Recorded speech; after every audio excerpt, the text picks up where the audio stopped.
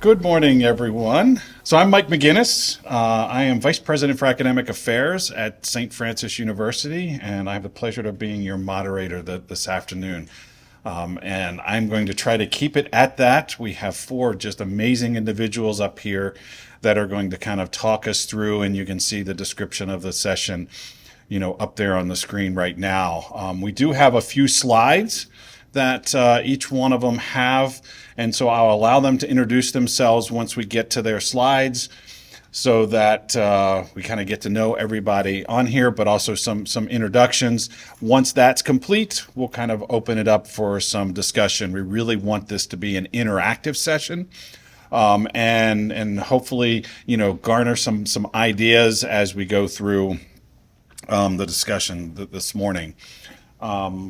First, just a little bit about St. Francis. If you're not interested, if you're not familiar with St. Francis, we are about 30 minutes away up in Loretto.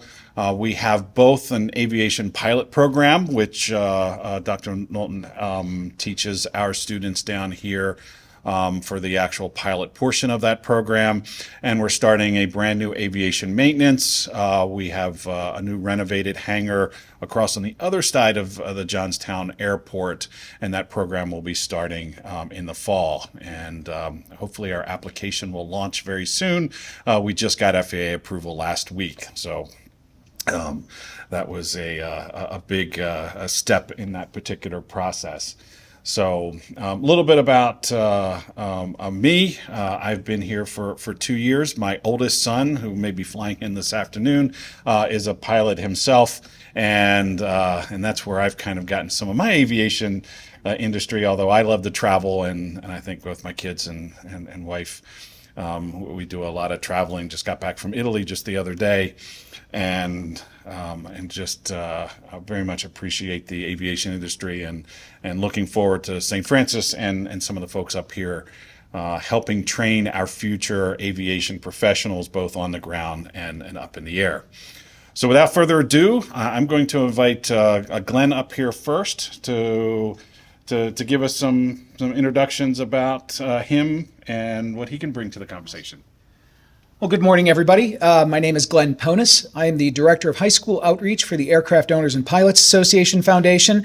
Additionally, I am the Vice Chair of Aeruim, so I am wearing two hats today. So on behalf of AOPA, thank you for coming to this. Thank you for coming to this. And on behalf of Aeruim, I want to thank you for your support in Pennsylvania of aviation and aerospace education. My background, 32 years with the Pittsburgh Public Schools, where I was a teacher, building administrator, district administrator. The last 20 of those was running an aviation program, the only one of its kind at the time in southwestern Pennsylvania. Put about 3,000 kids through the program between 2001 and 2020. As I was getting ready to retire, AOPA made me an offer I couldn't refuse, so I am now their National Director of High School Outreach. We have a 7-course curriculum in 2 pathways, pilot and drone pilot, that we provide free of charge. It's currently in 470 programs across the United States, servicing 1,000 high schools and 23,000 students. In this upcoming school year, there will be at least 16 in Pennsylvania that will be doing it. So we're really excited about that. My role today is to give you a little bit of a background on career technical education and the current status of programs and the next steps in the program development in Pennsylvania. If you don't know these numbers, I just want to throw them out to you very quickly. You notice that there's going to be about 430,000 new jobs in North America over the next 20 years, just in pilots, technicians, and cabin crew alone. We need to fill those jobs, and a lot of them are going to be in Pennsylvania, and our Pennsylvania kids should be filling those Pennsylvania jobs. And when we go beyond that, of course, you got to realize that there's an entire ecosystem around aviation. Oh, I need to click this one as well. Yeah. There we go. There's an entire ecosystem in aviation, whether it be aviation repair, manufacturing, even interior design. You take a look at that little bottom left picture there. Right? There are a myriad of careers that are out there. If you can dream it up, chances are the career can be found in and around aviation. Not to mention drones, where we have over 318,000 commercial drone pilots in the United States today, where 7 years ago there wasn't one. And there's going to be more commercial drone pilots in 5 years than there are all crewed aircraft pilots in the United States. So it's a growing industry. So when we're here and we're going to be talking about if you're going to do an aviation education program, whether it's going to be the AOPA Foundation curriculum, whether you're going to bring in Project Lead the Way, SREB, the dozens of amazing curricula that are out there. In Pennsylvania, just like in any state, you have to decide on where you're going to put it. And so we have a lot of questions said, well, can we make this a science course? Can we make this a math course? And the simple answer is there are some serious challenges there. There's course content, right? When we think of science, we think of biology, and there are a certain set of things that you have to learn in biology. So does aviation necessarily fit as a direct science course? Chances are probably not. So that's a challenge if you're going to put it within that. A lot of people want to put it in general electives, and that's great, but as you know, there are a limited number of general elective slots in most school districts, particularly since COVID, where we lost a number of general electives. So the challenge there becomes one of how do we get kids through a sequence that gets them to the point where they've completed a private pilot knowledge exam or gotten their remote pilot certificate. So those are two areas when people come to me, I would not recommend. STEM is a great area in Pennsylvania. The primary benefit being is that there's not a massive amount of teacher certification that's required. So if you find someone who's interested in aviation, it's a very easy fit in Pennsylvania to put it in STEM. But clearly the place that we believe it should be is career technical education for two primary reasons, and that is funding and the opportunity for workforce development. So don't forget, when you create a career technical education program, you can have access to Perkins and other federal funding, as well as state grants, public-private partnerships, etc. That gets kids. I keep going. Oh my goodness, I'm so sorry. There we go. Because I'm looking at a screen and it's not the one I'm working on. So, there's also the opportunity for credentials and certifications, job placement pathways, and business partnerships. So CTE placement is I think the ideal place for aviation education to live. Through the work of Aeruim, the Pennsylvania Department of Transportation Aviation Division, AOPA Foundation, You Can Fly, and the Pennsylvania Department of Education, we have been surmounting the challenges of getting CTE program approval. And I'd like to talk through what that looks like. So there's essentially a four-step process that has to happen to that, and it is the creation of SIP codes, the creation of SOC codes, CTE teacher certification requirements, and then getting to programs of study, along with this little one on the bottom for high priority occupations. Let's talk about where we are. What's the status of those right now? The first of those is in SIP codes. And through the work of Aeruim and AOPA Foundation, along with a number of school districts and partners across the state, in early 2023, we got the first approval for classification of instructional program codes for aviation in the state of Pennsylvania. Prior to that, if you wanted to apply for a CTE program, it was a 99.9999 experimental program. So my CTE people out there will understand that. This is part of a hierarchy of academic program titles. This is U.S. Department of Education. And you need to have SIP codes because you need to, before you get a program of study, to tie to a specific instructional program. So we currently have in Pennsylvania, we have 6 program approvals. 3 of them fall in the 47 area, mechanic and repair technologies, and that's 470607, airframe mechanics and aircraft maintenance technicians, and 08, which is power plant technicians, and 09, which is avionics. These came in June, May or June of last year, so we were able to announce that at the summit.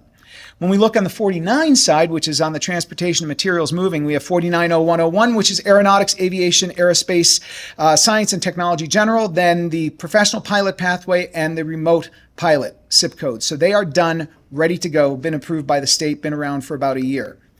The next up is what are called SOC codes. This is called Standardization of Occupational Classification Codes. This is from the United States Department of Labor. You have to be able to tie an instructional program to the jobs that the students are going to go into. These SOC codes are aligned with SIP codes. And if you were to look, for example, in Pennsylvania, these on the right are the codes, are the different kinds of careers that can tie into 490101, which is this general. Interestingly enough, about 2/3 of the way down, you'll see over there airline pilots and commercial pilots. They also fall in 490102, which tells you that you have some flexibility in which of these programs you go after to put students in particular career tracks. And that's something that will be worth looking at over time.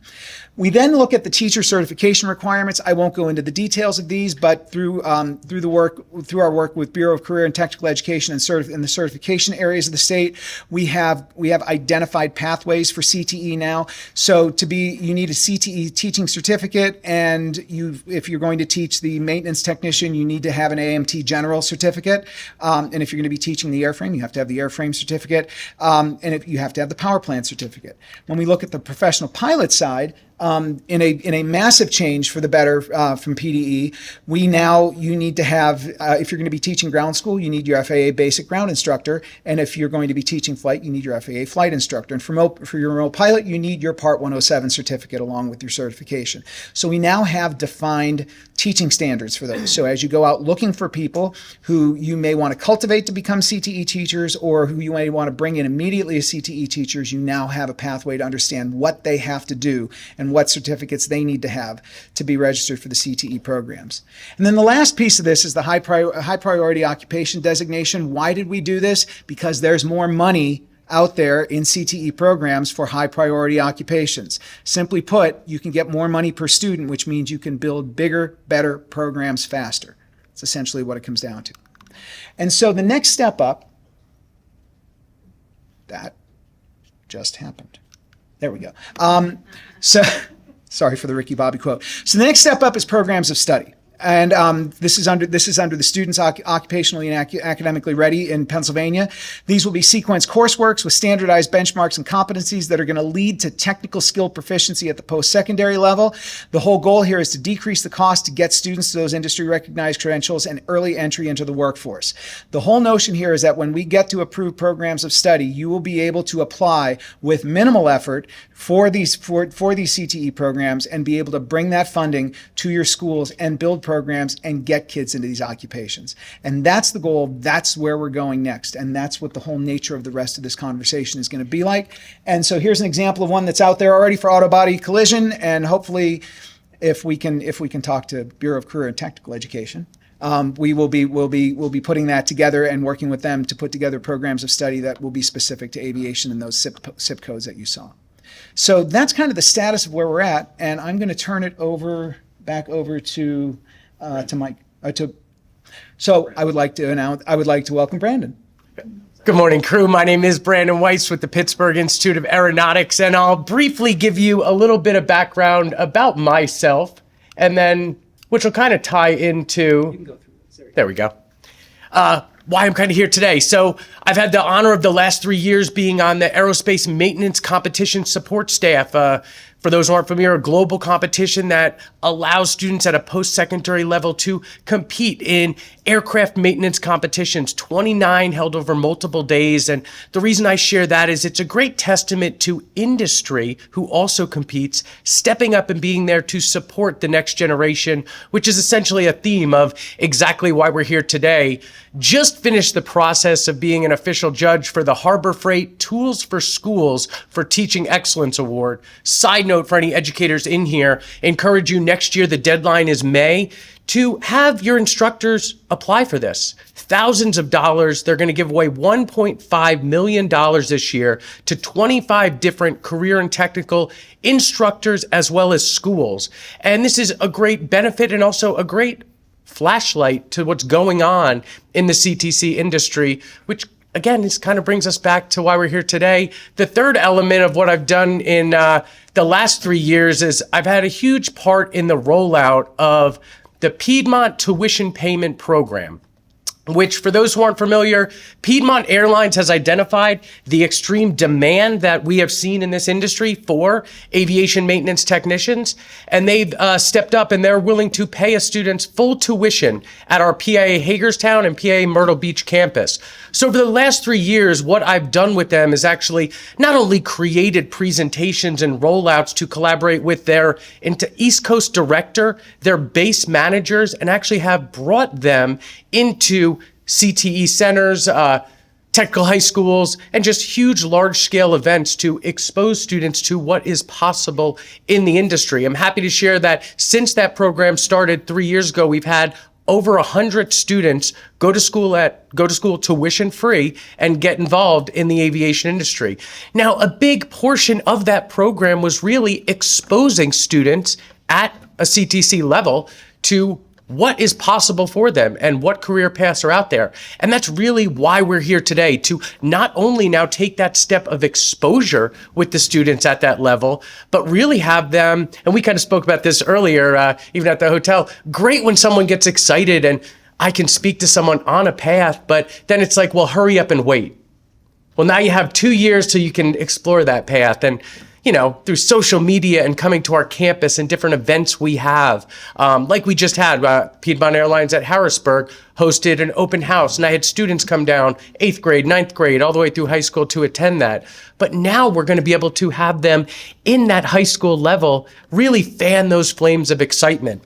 So I guess before I go any further, I'll share a little bit for those who don't know about PIA. So the Pittsburgh Institute of Aeronautics, we began in 1929. We're one of the oldest aviation schools in the world. What we do is provide the education and hands-on training for students to become aviation maintenance technicians, or kind of blanket term for everything aviation technicians, but also aviation electronics or avionics. So at our Pittsburgh campus, we offer that as a 21-month associate and specialized technology degree program in aviation maintenance technology and aviation electronics technology. What is kind of unique and again related to what we're going through right now, in the 2000s, due to extreme demand from the industry as well as students wanting to come to PIA, we began to branch out to our branch campuses: Hagerstown, Maryland, Youngstown, Ohio, and Myrtle Beach, South Carolina.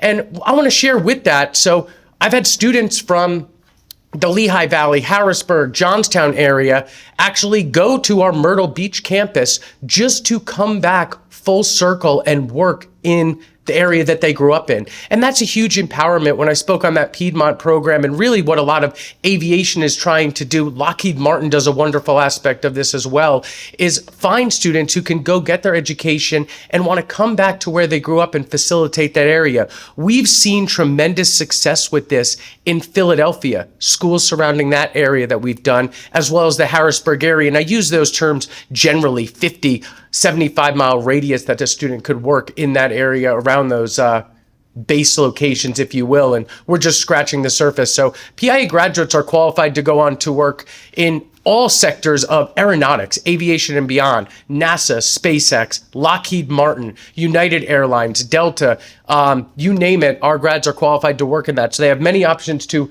explore in that sense. What you'll see behind me is actually just a quick glimpse into how we go about training our students. And I'm not saying anything you don't know, but our students flourish in a hands-on setting. So at our school, we allow our students to live out the lessons they learn by working on actual aircraft. And that's a big staple of what we do. We have the theory aspect, but we also have that practical hands-on element, which allows so many students, as you know, who perhaps didn't even think post-secondary education was ideal or even possible or right for them, to come to our school and absolutely thrive, or a school like ours, St. Francis, putting on programs just the very same. And that's what we want to attract, students who nowadays it's somewhat unfortunate that without a specialized set of skills and knowledge, it can be difficult, if not impossible, to have a financially secure career. And that's what we really want to provide, and a lot of what this is about. What we're seeing right now, and I'll dive into this a little bit more, we are transitioning to some of what Glenn shared with being able to have a CTC school and program. Dana with Bethlehem Area Vocational Schools with us today. I'm going to have some of her staff Monday, June 3rd, right? Michael, her director, and Tyler, her electronics instructor, is going to come to PIA Pittsburgh to see how we do it. Not that they have to copy our template, but they're looking to potentially in the future add an aviation program. So I'll extend that invite to any of you, whether CTC school or beyond. If any PIA campus, especially Pittsburgh being close to you, can be an aid to you in that process, come see how we're running our program, how not only we've run it, but been able to recreate it at branch campuses and the process we used. We're happy to be that, if you want to call it, older sibling in the process to facilitate and fuel this being the most seamless transition that we possibly can have moving forward. We're switching from an hour-based curriculum that you'll see right there, and you'll see some of our programs for some of you who are just starting to now percolate the ideas for what programs could be added and how they could not only prepare the students, but perhaps, and this will be something we're navigating together, being pioneers of this process, but how they could go into a post-secondary sense. In 2026, I'm happy to announce that we'll be switching from the clock hours you're seeing right here to a solely credit-based system. Why is that beneficial to this and the SIP codes? Because it's going to allow a student, different at each school, but to potentially get some of that education. Maybe it's a little bit of the general, maybe it's a little bit of the airframe, maybe a little bit of the power plant, maybe that looks different for each, and then transition that to our school. Not only financially benefit from that, but to also have them come in with being able to go through those classes and how that'll look. I had conversations in the last 2 days. My colleague, Bob Allison, as well, has been wonderful with speaking with the FAA and seeing how that'll look. And that might look with just a proficiency exam on our PIAN, certifying that program, and we'll kind of go through that together. The last elements that I'll share before I pass it on will be, we're excited. So Pat McCann, I see you here today with Lockheed Martin. You've done some amazing work with our students and just students in this area touring the facility. So some of the things that you have for students to come in with a PA education, and if they choose to, even continue that education. So love that. I was just in Chicago in October with our CEO and vice president, and we began a partnership with United Airlines, where a student halfway through a program at PIA can be guaranteed employment at United, can accept a job offer at United, which in commercial aviation, very top landing position that they could get. And the reason I share that is that's the carrot for some of you in high school. If you and that student has the will, through PIA or post-secondary education, they could have the way into the industry, and it could be seen in a short timeline of how to accomplish that. I think that's the ultimate goal, to expose them at the 8th grade level to, wow, we saw some great elements of the youth speak at our opening session. Wow, I kind of find that interesting, or that looks awesome, to I'm going to explore that in high school, to 2 years flash forward, they're working in the industry at a prestigious position because of that pathway in. So happy to share all of that with you, and have to also give a thanks. I don't see him in the room, but Dr. Larry Knowlton. We have several of our graduates, some who did AMC 3 years ago with me, working here at Knowlton Aviation, and that's been an amazing landing spot for them. So I think even someone with some level of inside knowledge, there are so many avenues to aviation that we're just not aware of. And the number one ultimate element, even outside our industry, that we can really bless the future of this world with, is to put them in a position to live in areas where they might not have had opportunities as lucrative as they could in aviation, and a multitude of paths, whether that be in piloting, aviation maintenance, all the different elements that exist in there, and really be excited about that, about their future. Even their parents. The best moment for us is when we see someone who has fear or anxiety about their future because maybe they're not that traditional 4-year college path student, or just don't know what their ultimate career steps are. And that fear and anxiety shifts to excitement. And that's one of the things that's been going on for years, but I think the SIP codes are going to facilitate to a whole nother level. And I'm very happy to be navigating this experience with you. So speaking of taking it to the whole next level, I'll pass off to our next instructor on how the educational effects and how we can kind of bring that to fruition. Awesome. Good morning. My name is Judd Pittman. I'm the State Director for Career and Technical Education for the Pennsylvania Department of Ed. And I think what I'll talk a little bit about today is just plus on what the two gentlemen said previously, and then what the pathway looks like. Our priorities, of course, are to expand opportunity, to get more kids involved in career and technical education. And, you know, this idea of SIP codes, I will say the original plan was to have this all together by this point. So we have a team out at Penn State Greater Allegheny that does the coordination around developing the task grids, pulling the industry experts together, and really putting together the elements that create a SOAR-ready program. And due to a variety of factors, we weren't able to get that started this year, but we're really looking at, as we go into fiscal year 24-25, for this to be a priority. So anybody that's in the room that's an expert that has a passion to this, whether you're on the industry side, the post-secondary side, regardless of those 6 SIP codes, we're going to be reaching out to you. And we're going to need your expertise as we build out the program of study. And that's what's really exceptional about career and technical education. If you follow the education landscape, Pennsylvania recently updated science standards. It took about 25 years for that to happen. And in career and technical education, the great thing is we do that on a cyclical basis. Every 3 to 5 years, we update those opportunities with industry experts so that task grid, those standards, those skills that folks are supposed to master are up to date. They're industry ready. And it gets us an opportunity that kids don't come out of that process behind or not ready to jump into industry. As was mentioned earlier, these are the programs that we're looking to launch. And then the map to your right is all of the current technical education centers across the Commonwealth. So you can see that they're strategically placed. They're around communities like Johnstown that have community airports. It's a great opportunity for us to lean in and revitalize these communities and use the infrastructure that's available for us. And then the only other thing I would say before we kind of jump into the discussion part of it, and I turn it over to John, is one thing that really excites me about this is the Wolf administration invested nearly $120 million in STEM education at the K-8 level. We did so through drones, through a variety of other projects, and we have over 120 schools that have engaged in our CS&PA or drones initiative. So what we're really excited about is taking it from our K-8 focus and transitioning into our 9 to 12 focus.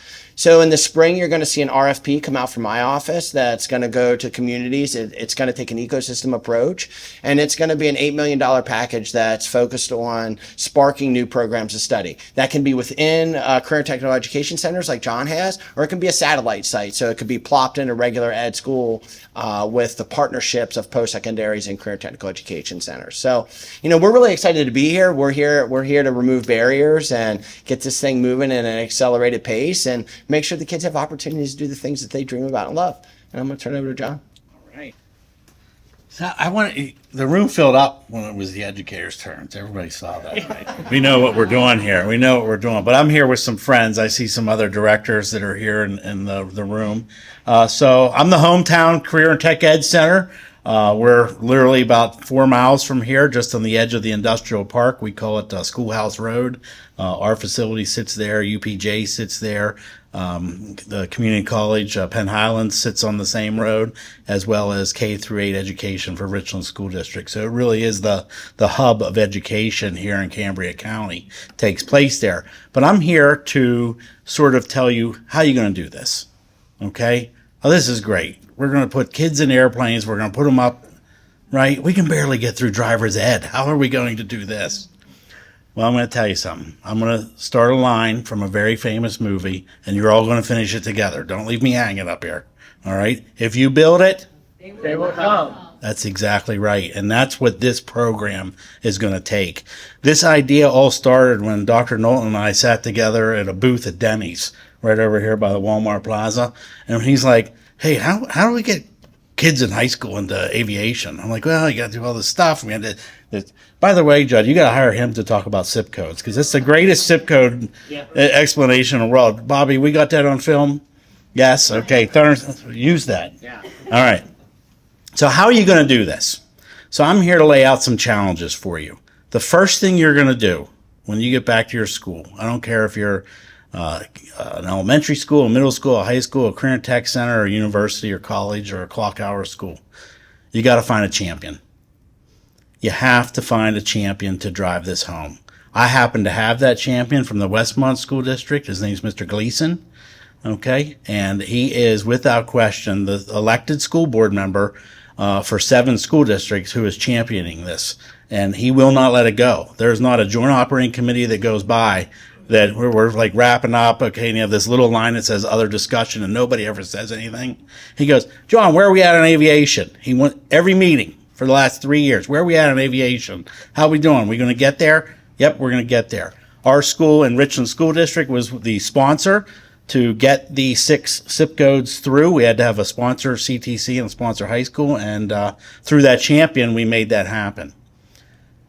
Can we start 6 zip codes with all the expenses that happens? We'd be foolish to try. That's a way to fail. What we're going to do is we're going to begin small. We're going to focus on one of them. We're focusing on the drones right now. We think that's going to be the fastest one. And last night, I'm happy to report, I saw there's some reporters here, the Joint Operating Committee subcommittee of our curriculum and our local advisory committee jointly meets, and they unanimously approved the drone program to start at GJCTC. So we hope to have that in the air soon. All right, you're awake out there. That was pretty good. Thank you, Teresa. I appreciate the laughter. Was that sympathy laugh or was that true? Okay, all right. So we're going to get that up and going. And one of the things that's awesome about having Judd, he's been in his role now for 8 months, 9 months? And he is very, very open to not pigeonholing career tech ed into a silo that we've been in for the last 50 years. And what I mean by that is we run auto mechanics.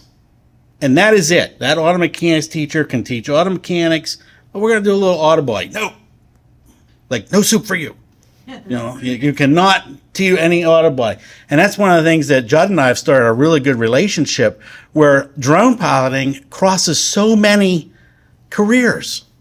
Think about all of your construction programs. Are we going to be putting HVAC technicians on roofs to inspect rooftop units anymore? No, we're not. What are we going to be doing? That HVAC tech's going to be standing here with a drone that's going to go up and inspect the unit. So HVAC teachers and HVAC students need to be drone pilots, right? Are we going to be taking civil engineering students at a college level, putting them under the bridges of Pittsburgh, right? The city with the most bridges in the country, right? Are they going to go up in there and inspect all the bolts and inspect the rust and inspect that by going and climbing under things and risking human life? No, that civil engineer is going to be a drone pilot. This is a micro certification add-on into existing programs. We actually approved last night to have a specific teacher trained to go through. She's going to get her drone pilot license, and she's going to cross-train across all of our programs. Graphic design students, right? Right back here, Bridges Perspectives, they just did our graduation. The drone footage is absolutely, truly amazing that they did there. Culinary arts. How are we going to infuse culinary arts into it? The number one growing industry in the culinary field is food trucks. What better way? We're going to start delivering food to people. You are going to see that. Trust me. Who would have thought? Agriculture. The number one use of drones in the country right now is agriculture. Okay? We're not going to have any more crop dusting coming across. You're going to be doing that. And then the beauty of that is you don't get all the blow-by. You don't have all the environmental things because they can laser pinpoint where that stuff's going to go. I am challenging you to think outside of a silo today. You have to think, how do all these zip codes that we have cross multiple industries to get students out there? That's what we want to see happen. That's why our school is invested in this. This all started, I invited you to come to the superintendents, and their jaws hit the floor. Wait a minute. What do you mean kids can become a pilot while they're still in high school? 16. 16. You can get your driver. You can actually get your airplane pilot's license before your car license, because now they make you wait 6 months and all this great. You get your drone pilot certificate on your 16th birthday. You can get your private pilot, man pilot certificate on your 17th birthday. Yeah, it's absolutely amazing. By the way, that drone pilot certificate is the commercial certificate. So at 16, they could be making money in any one of those industries that he just mentioned. It's just absolutely amazing. So that's my challenge for everybody here. Don't think of putting this in the traditional CTE silo where they're an auto mechanic, they're a cosmetologist, they're a culinary artist, they're a graphic designer. These tall things. We've built wonderful towers, haven't we, Brad? We're like Babylon. We try to build these towers and make them the greatest auto technician that there is. But first off, there aren't that many people we need more techs than there are people available. So we have to start cross-training people. And Judd, truly from the bottom of my heart, I know you're really open to that. And that's a game changer for career and tech ed, that we can begin to cross cultural boundaries when it comes to that, cross career boundaries when it comes to that. I want you, on your drive home today, tomorrow, wherever you're going home, you need to dream of who your champion's going to be. And you're going to find that champion. You're going to take them to breakfast. You're going to take them to lunch. You're going to take them to my school. You're going to take them to PIA. You're going to take them to St. Francis. And you're going to show them that the dream is possible. Because if you build it, They will come. amen.